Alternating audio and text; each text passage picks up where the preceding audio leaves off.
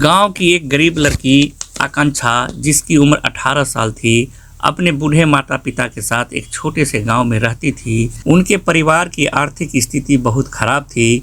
उनके माता पिता गांव के बाजार में मिट्टी के मटके बेचकर किसी तरह अपना गुजारा करते थे और जो भी थोड़े बहुत पैसे मिलते थे वे अपनी बेटी की पढ़ाई पर खर्च कर देते। आकांक्षा बचपन से ही बहुत मेहनती थी। वह पढ़ाई में अच्छी थी और 12वीं कक्षा तक की पढ़ाई पूरी कर चुकी थी, लेकिन आगे की पढ़ाई के लिए पैसे की बहुत ज़रूरत थी जो उसके माता पिता के लिए संभव नहीं था। इसलिए आकांक्षा ने भी अपने माता पिता के साथ मटके बनाने और बेचने का काम करना शुरू कर दिया। समय बीतता गया और आकांक्षा अब शादी की उम्र तक पहुंच गई थी। उसके माता पिता उसकी शादी को लेकर चिंतित रहने लगे। एक दिन उन्होंने आकांक्षा से कहा, बेटी तुम कब तक हमारे साथ मटके बेचोगी? अब तुम्हारी शादी की उम्र हो चुकी है। लेकिन आकांक्षा को शादी की कोई जल्दी नहीं थी। वह अपने माता पिता से बोली, हमारी हालत देखकर कौन मुझसे शादी करेगा? काफ़ी सोच विचार के बाद आकांक्षा ने बाहर जाकर काम करने का फैसला किया ताकि वह अपने परिवार की आर्थिक स्थिति को सुधार सके। कुछ ही दिनों में वह दिल्ली चली गई और वहां एक मॉल में काम करने लगी।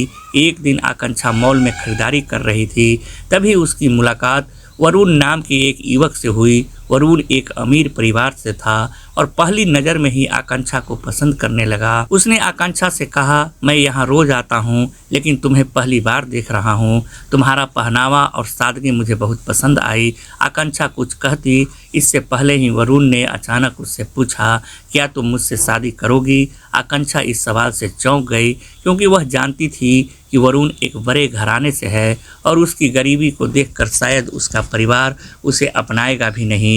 लेकिन वरुण ने अपने माता पिता से बात करने के लिए उसे अपना मोबाइल नंबर दे दिया और कहा, आज शाम को अपने माता पिता से बात करवाना। यह कहकर वह वहां से चला गया। शाम को आकांक्षा ने अपने माता पिता को यह सब बताया और फिर वरुण को फ़ोन किया। वरुण ने आकांक्षा के माता पिता से बात की और कुछ ही दिनों में अपने परिवार के साथ गांव आकर शादी की बात पक्की कर दी। आकांक्षा के माता पिता को लड़का पसंद आ गया था और कुछ महीनों के अंदर दोनों की शादी हो गई। शादी के बाद आकांक्षा अपने ससुराल चली गई। उसका ससुराल काफ़ी बड़ा और संपन्न था। उसकी सास एक समझदार महिला थी और उसके ससुर भी बहुत सीधे साधे लगते थे। आकांक्षा को लगा कि अब उसकी ज़िंदगी बेहतर हो जाएगी, लेकिन शादी के कुछ दिनों बाद ही अजीब अजीब घटनाएं होने लगी।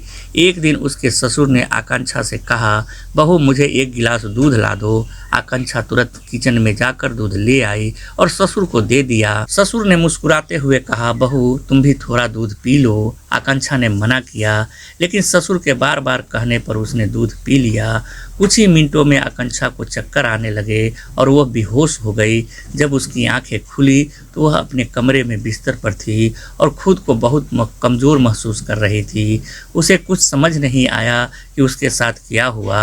अगले दिन जब वरुण घर आया तो उसके पिता ने बहाना बनाते हुए कहा, अचानक से बहू गिर गई थी। शायद कमजोरी की वजह से वरुण ने ज़्यादा ध्यान नहीं दिया और अपने कामों में व्यस्त हो गया। आकांक्षा के साथ यह घटनाएं बार बार होने लगी।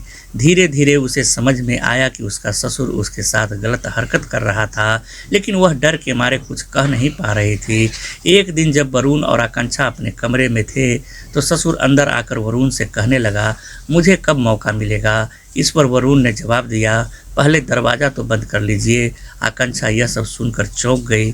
उसे समझ में आ गया कि उसके साथ जो भी हो रहा था उसमें वरुण भी शामिल था। उसका अपना पति और ससुर दोनों मिलकर उसका शोषण कर रहे थे। वह बहुत दुखी थी, लेकिन अपने माता पिता की इज्जत बचाने के लिए वह चुप रही। एक दिन जब उसकी सास ने यह सब अपनी आंखों से देख लिया तो वह गुस्से में कमरे में आई और अपने पति और बेटे को फटकार लगाए। लेकिन फिर वह आकांक्षा से बोली, बेटी जो हुआ उसके लिए मैं माफ़ी मांगती हूँ, लेकिन यह मत भूलो कि यह मेरे पति और बेटा है। तुम्हें इसे भूल कर जीना होगा। आकांक्षा ये बात सुनकर स्तब्ध रह गई। उसके साथ जो हुआ वह कोई मामूली बात नहीं थी। वह खुद को ठगा हुआ महसूस कर रही थी। उसने फैसला किया कि अब और नहीं। कुछ दिनों बाद आकांक्षा अपने माता पिता के घर चली गई और वहां जाकर पुलिस में शिकायत दर्ज करवाई। पुलिस ने तुरंत कार्रवाई की और वरुण और उसके पिता को गिरफ्तार कर लिया।